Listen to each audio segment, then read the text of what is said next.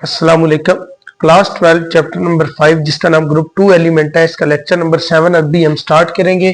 और जो आज का हमारा टॉपिक है वो है extraction and purification process of group 2 elements and there compounds. जो हमारे पास ग्रुप 2 के एलिमेंट के कंपाउंड्स है उनकी हमने क्या करनी है, एक्सट्रैक्शन करनी है और उनकी प्यूरिफिकेशन करनी है। अब सबसे पहले तो हमें ये पता होना चाहिए कि हमारे पास ग्रुप 2 के एलिमेंट कौन से, क्योंकि ये पूरा चैप्टर ग्रुप 2 के एलिमेंट्स के ऊपर है, तो इसलिए आपको ये तकरीबन याद हो चुका होगा कि beryllium, calcium, beryllium, magnesium, calcium, strontium and barium, ये हमारे पास कौन से है, अल्कलाइन अर्थ मेटल है या ग्रुप 2 के एलिमेंट्स है। पहली बात तो ये कि जो कि आप पूरे इस चैप्टर के अंदर पढ़ते आ रहे हो, ये किस फॉर्म में एग्जिस्ट करते हैं, क्योंकि ये नॉर्मली रिएक्टिव मेटल्स होती हैं, इसलिए ये ओर्स की फॉर्म में प्रेजेंट होती हैं। और ओर्स क्या होते हैं, ये कार्बोनेट्स, सल्फेट, ऑक्साइड या सिलिकेट्स होते हैं। अब अगर आसान अल्फाज में ओर्स को अगर आपने अंडरस्टैंड करना है तो समझ लो ये हमारे पास ना रॉ फॉर्म में, पत्थर की फॉर्म में, सॉलिड मड की फॉर्म में, मिट्टी की फॉर्म में या रॉक्स की फॉर्म में हमारे पास क्या होते हैं, डिफरेंट मेटल्स के कंपाउंड होते हैं जो नेचुरली अकरिंग होते हैं, नेचुरली एग्जिस्ट कर रहे होते हैं। और ये जो ओर्स है ये किस फॉर्म में होते हैं, कार्बोनेट्स, सल्फेट या ऑक्साइड्स की फॉर्म में या सिलिकेट्स की फॉर्म में होते हैं।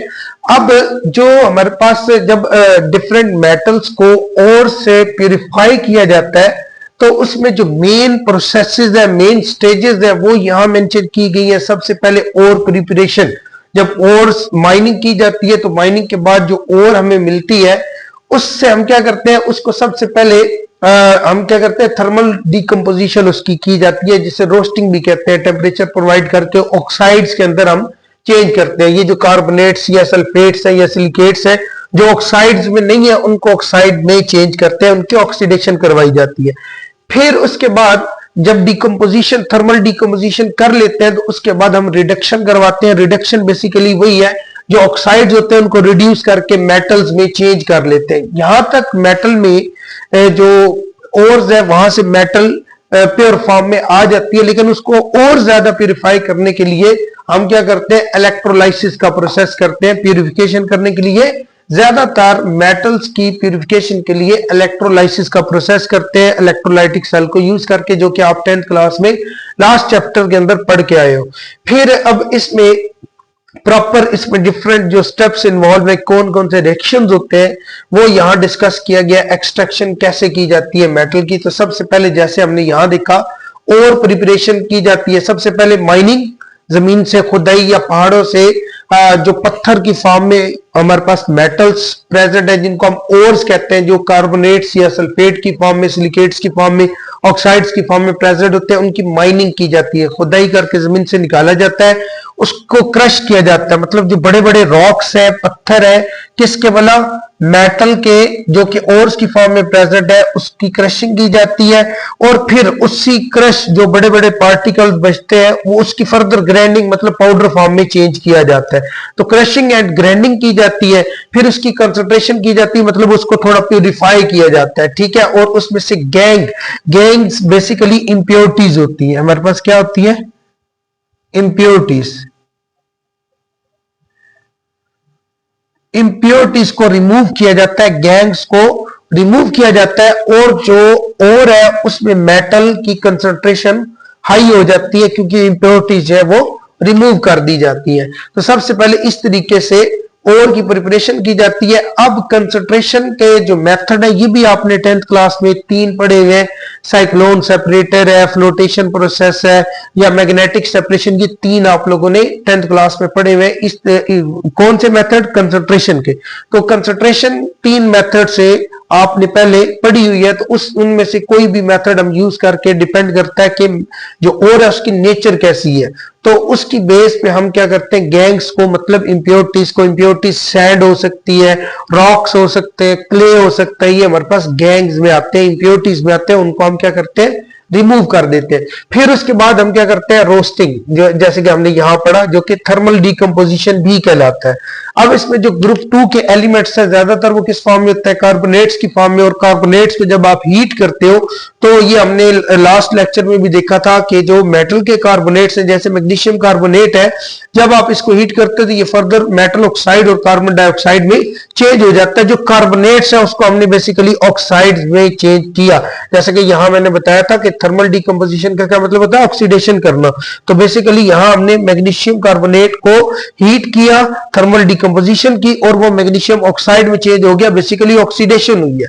फिर उसके बाद हमारे पास इसकी रिडक्शन की जाती है, और रिडक्शन करके हम क्या कर सकते हैं, मेटल को पेयर कर सकते हैं। तो ये जो रिडक्शन का मेथड है ये डिपेंड करता है हमारे पास ओर की नेचर कैसी है, उसमें एलिमेंट कौन सा है, ठीक है। जैसे आगे एग्जांपल दी गई है, इलेक्ट्रोलाइसिस ऑफ मोल्टन साल्ट, जो कि क्लोराइड या ऑक्साइड्स है, उनको कॉमनली यूज किया जाता है मैग्नीशियम को प्यूरिफाई करने के लिए, एंड अदर मेटल, जो दूसरी मेटल्स है उनको प्यूरिफाई करने के लिए रिडक्शन का मेथड करते हैं। कैसे, कौन सा रिडक्शन, जैसे यहां केमिकल रिडक्शन की एग्जांपल दी गई है।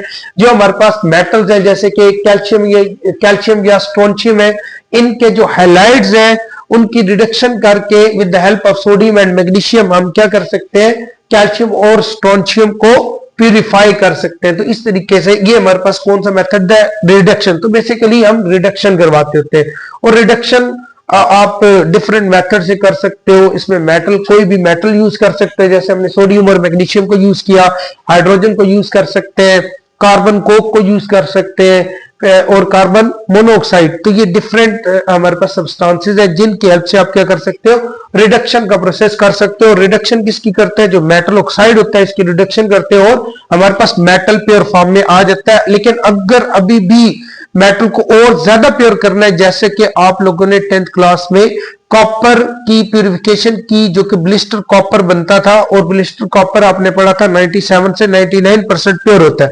लेकिन अगर आप चाहते हैं कि उसको और ज्यादा प्योर करना है, तो ये हमारे पास एक्सट्रैक्शन का यहां तक प्रोसेस कंप्लीट हो जाता है। लेकिन आप कहते हो कि हमने उसको 100% प्योर करना है, तो हम इलेक्ट्रोलाइसिस का प्रोसेस करते हैं उसको और ज्यादा प्यूरिफाई करने के लिए, 100% प्यूरिफाई करने के लिए। तो इलेक्ट्रोलाइसिस कैसे की जाती है, कोई भी जो हमारे पास साल्ट है मेटल के वो लिए जाते हैं, या ऑक्साइड्स वो लिए जाते हैं, और उनको प्यूरिफाई किया जाता है यूजिंग इलेक्ट्रोलाइटिक सेल। तो यहां क्या लिखा है, इलेक्ट्रोलाइज मोल्टन क्लोराइड और oxide to obtain pure metal. इनकी क्या की जाती है, इलेक्ट्रोलाइसिस की जाती है, क्लोराइड्स की या ऑक्साइड्स की, क्या करने के लिए, प्योर मेटल को एक्सट्रैक्ट करने के लिए। और जो हमारे पास इलेक्ट्रोलाइसिस का मेथड है उसमें हम करते क्या, इलेक्ट्रोलाइटिक सेल को यूज करके मेटल को प्योर करते हैं। जो हमारे पास इम्प्योर मेटल होता है, जो कि हमने यहां तक इस मेथड से जो प्योर किया था वो वाला, वो बेसिकली अब आप इम्प्योर काउंट करोगे, क्योंकि उसमें आपने फर्दर इम्प्योरिटीज को खत्म करना है। तो यहां जो मेथड, इवन वो प्योर हमने अपनी तरफ से एक दफा किया, लेकिन उसमें जो 1 से 2-3% इम्प्योरिटीज है उनको रिमूव करने के लिए हमने ये प्रोसेस करना है। तो जो एनोड होगा वो हमारे पास, वो मेटल एनोड उस मेटल को होगा जो हम इस मेथड से, कौन से मेथड से, और प्रिपरेशन, रोस्टिंग और रिडक्शन के मेथड से हमने मेटल एक्सट्रैक्ट की थी, उस मेटल के पीस को आपने एनोड बना देना है, मतलब बैटरी के पॉजिटिव टर्मिनल से। और जो दूसरा कैथोड है वो हमारे पास क्या होगा, प्योर मेटल का इलेक्ट्रोड होगा। तो आप इलेक्ट्रिसिटी यूज करके फर्दर उस इलेक्ट्रोलाइटिक सेल की हेल्प से जो प्रोसेस करके मेटल को 100% प्योर करते हो, उसे आप क्या कहते हो, इलेक्ट्रोलाइसिस। तो ये बात लिखी है, electrolysis also use to further purify metal. Further का मतलब जैसे मैंने आपको बताया कि कॉपर जो है वो 97 से 99% तक प्योर होता है, उसको 100% प्योर बनाने के लिए इलेक्ट्रोलाइसिस का मेथड करते हैं। तो यहाँ आपकी बुक में एक ये लाइन कोट की गई है कि बेरिलियम को फर्स्ट टाइम जो ऑब्टेन किया गया था वो reduction of its chloride. Reduction किसकी की गई, मेटल बेरिलियम क्लोराइड की, किसके साथ, वो आप यहाँ मैग्नीशियम या सोडियम यूज कर सकते हो, एल्यूमिनियम वगैरह यूज कर सकते हो, डिफरेंट मेटल्स को यूज कर सकते हो। तो ये हमारे पास यहाँ तक जो मेटल्स है वो प्योर हो जाती है। आगे इसमें डिफरेंट एग्जांपल्स है, जैसे बेरिलियम की एक्सट्रैक्शन और उसकी प्यूरिफिकेशन को डिस्कस किया गया है। फ्रॉम बेराइल ओर, ये हमारे पास बेरिलियम का एक ओर है Be3Al2, फिर ब्रैकेट है, सिलिकॉन ऑक्साइड्स है जो कि हमारे पास इसके 6 मतलब SiO3 6 टाइम है इस फार्मूला के अंदर। इस और में से हम क्या कर सकते हैं, बेरिलियम को एक्सट्रैक्ट कर सकते हैं। कैसे करते हैं, केमिकल डिकम्पोजिशन, केमिकल डाइजेशन।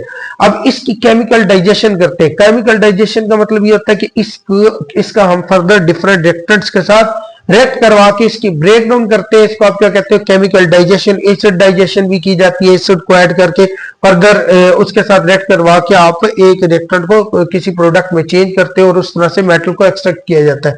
और डिफरेंट सॉल्वेंट को यूज करके इस ओर से, जिसे बेराइल ओर कहा गया, बेरिलियम ओर है, इससे मेटल को एक्सट्रैक्ट किया जाता है। फिर इसको प्यूरिफाई करने के लिए फर्दर हम क्या करते हैं कि बेरिलियम हाइड्रोक्साइड फॉर एग्जांपल जैसे हमारे पास बना हुआ है, तो उसको हम किस में चेंज कर लेते हैं, बेरिलियम फ्लोराइड में, या उसके जो दूसरे सोल्यूबल साल्ट है वो and other soluble beryllium salt and reduce, फिर उसको उन्हीं साल्ट को रिड्यूस करते हैं with the help of magnesium, या इसके अलावा जो एल्यूमिनियम है वो भी कई दफा यूज की जाती है रिडक्शन करने के लिए।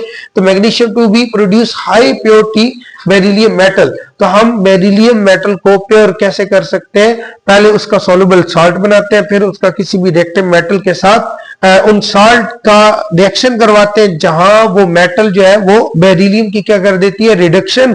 और जब रिडक्शन करती है तो ये बेरिलियम सेपरेट हो जाता है और ये खुद जो है वो जो हमारे पास जो ये मेटल है जिसने बेसिकली इसकी रिडक्शन करवानी है वो खुद ऑक्सीडाइज हो जाता है। सेम ऐसे ही मैग्नीशियम भी आप उसको भी प्यूरिफाई कर सकते हो। इसको जो प्यूरिफाई करते हैं वो मोल्टन MgCl यूज करके, जो कि हमें कहां से मिलता है, सी वाटर या ब्राइन, वहां से इसको हम लेते होते हैं। ये ब्राइन को भी यूज कर सकते हैं, सी वाटर में से जो ब्राइन हमें मिलता है उसको उसके हम क्या कर सकते हैं, इलेक्ट्रोलाइसिस करके भी फर्दर किसी भी मेटल जैसे कि मैग्नीशियम उसको प्यूरिफाई कर सकते हैं, उसको एक्सट्रैक्ट कर सकते हैं। इसकी फर्दर प्यूरिफिकेशन कैसे की जाती है, अगर हमारे पास डिफरेंट इसके साल्ट्स का सोल्यूशन है तो उसमें हम क्या कर सकते हैं, फ्रैक्शनल डिस्टिलेशन कर सकते हैं।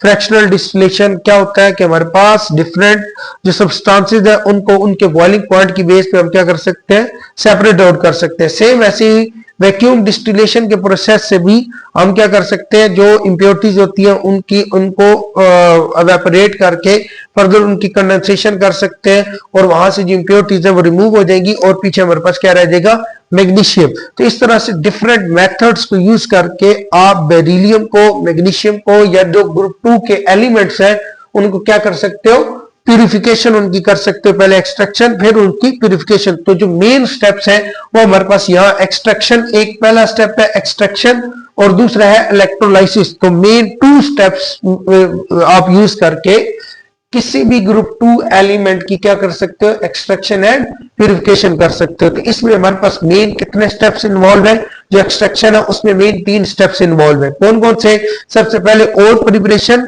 फिर रोस्टिंग जो कि थर्मल डिकम्पोजिशन है, फिर उसके बाद रिडक्शन करते हैं। तो यहां तक नॉर्मली मेटल प्योर हो जाता है। और अगर हमारे पास मेटल आप चाहते हो कि और ज्यादा प्योर हो तो सेकंड स्टेप किया जाता है जो कि इलेक्ट्रोलाइसिस का है। इसमें हम क्या करते हैं, एक इलेक्ट्रोलाइटिक सेल को यूज करते हैं और उसकी हेल्प से किसी भी मेटल को प्योर करते हैं फ्रॉम इट्स ओर्स। शुरू में ओर्स हम लेते हैं तो बाद में उसको 100% प्योर भी बनाया जा सकता है, जैसे कि 10th क्लास में आपने कॉपर को 100% प्योर किया था।